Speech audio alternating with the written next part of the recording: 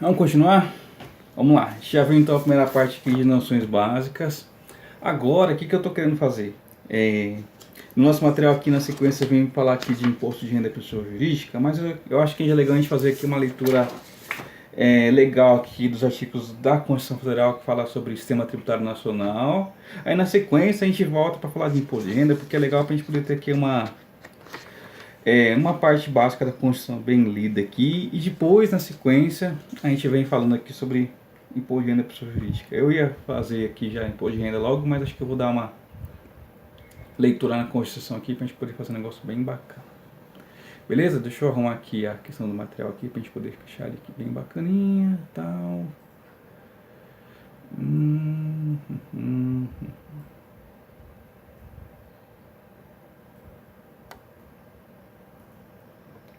Vamos lá. Força! Tem que passar na prova, né? Artigo 146. Cabe a lei complementar. Essa lei complementar é o que a gente fala aqui, que é o famoso Código Tributário Nacional. Dispor sobre conflitos de competência em matéria tributária entre a União, os Estados, DF e municípios. Também o seguinte aqui, ó. Cabe a lei complementar regular as limitações constitucionais ao poder tributar, estabelecer normas gerais em matéria de legislação tributária, especialmente sobre definição de tributos e suas espécies, bem como em relação aos impostos designados nessa Constituição, aos respectivos fatos geradores, bases de cálculo e contribuintes. Vamos ler de novo aqui, que esse aqui ficou truncado. Lá no item A do inciso 3 vai falar o quê? Que cabe à lei complementar estabelecer normas gerais em matéria de legislação tributária, especialmente sobre o que? Vai definir tributos e suas espécies. E aí, com relação aos impostos que estão na Constituição, vai definir os respectivos fatos geradores, as bases de cálculo e os contribuintes. Acho que agora deu para poder falar melhor. Por quê? Porque na Constituição, a gente vai ver lá na frente o seguinte, lá nos artigos lá que a gente já mostrou aqui no bloco anterior, que a União tem competência para instituir alguns impostos, os estados outros e os municípios também outros. O que eu não falei lá atrás, que é importante falar aqui, é que o DF ele tem, no caso aqui, uma particularidade que ele pode instituir tanto os impostos estaduais e os impostos municipais. Os territórios, a gente não tem território no Brasil, mas se um dia vier a ter, ele também tem atribuição para ter os impostos federais, os estaduais, e se ele não for dividido em municípios, também os impostos municipais. Continuando aqui, lá no inciso 3, queria estar falando que aqui estabelecer normas gerais em matéria de legislação tributária, especialmente sobre, a gente já viu que o inciso A, que é lá dos definição de tributos e suas espécies.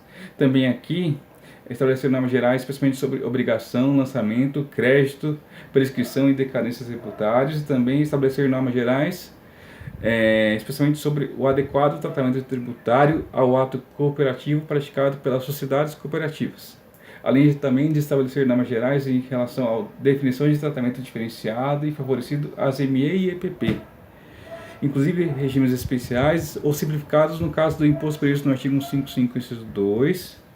O que é lá o 155, inciso 2? Vamos voltar aqui, ó. A gente tem aqui uma explicação bem legal do que é o 155, inciso 2 aqui, ó. Que é o ICMS, ou seja, então lá, vamos retomar aqui então. Definição de tratamento diferenciado e favorecido para as ME e EPP, inclusive regimes especiais ou simplificados no caso do ICMS, no caso do INSS, que é recolhido pelo empregador, no caso da COFINS e do PIS. Aí, essa lei complementar que fala aqui, já existe. A lei complementar 123 de 2006, que vai falar que é os que a gente chama lá de Simples Nacional, ela vai ter tudo esse tratamento aqui, entendeu? Vamos lá. O parágrafo único do 146 vai falar o que aqui? A lei complementar que trata o inciso 3D, que é a do Simples Nacional, também poderá instituir um regime único de arrecadação dos impostos e contribuições de todos os entes, observado que será opcional para o contribuinte essa adesão, que poderão ser estabelecidas condições de enquadramento diferenciadas por Estado. Por quê? Porque quando eu vou unificar, a gente tem que lembrar que o ICMS, por exemplo, é imposto estadual e cada Estado tem normas próprias para poder definir como vai querer cobrar o imposto. Também a lei complementar que vai ser utilizada lá para a definição do tratamento diferenciado das ME e EPP poderá ter o seguinte, que é O recolhimento será unificado e centralizado e a distribuição das parcelas de recursos pertencentes aos respectivos entes federados será imediata, vedada qualquer retenção ou condicionamento. Ou seja, o imposto será centralizado, mas o repasse será, então algo foi arrecadado e já vai ser repassado. Item 4 do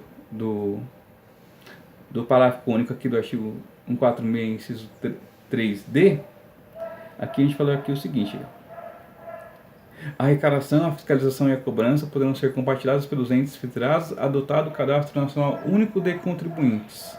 Então aqui, o que a gente viu aqui? O detalhamento do que como vai ser feito a implementação dessa definição de tratamento diferenciado para as MEI e EPP, porque lá na Constituição, como ele separou essa parte para poder falar especialmente da MEI e EPP, então ele teve que dizer como é que isso vai ser feito. E aí está lá nos incisos 1 a 4 do artigo 146, que vai retomar o item D do inciso 3. Vamos continuar um pouco aqui. Artigo 146A da Constituição, voltando aqui. Lei complementar poderá estabelecer critérios especiais de tributação com o objetivo de prevenir desequilíbrios da concorrência, sem prejuízo da competência da União, por lei estabelecer normas de igual objetivo. Artigo 147. Esse 147 vai retomar aquilo que eu já falei lá atrás, que está previsto expressamente na Constituição. Compete à União, em território federal, os impostos estaduais. Se o território não for dividido em municípios, cumulativamente os impostos municipais. E ao DF cabe os impostos municipais.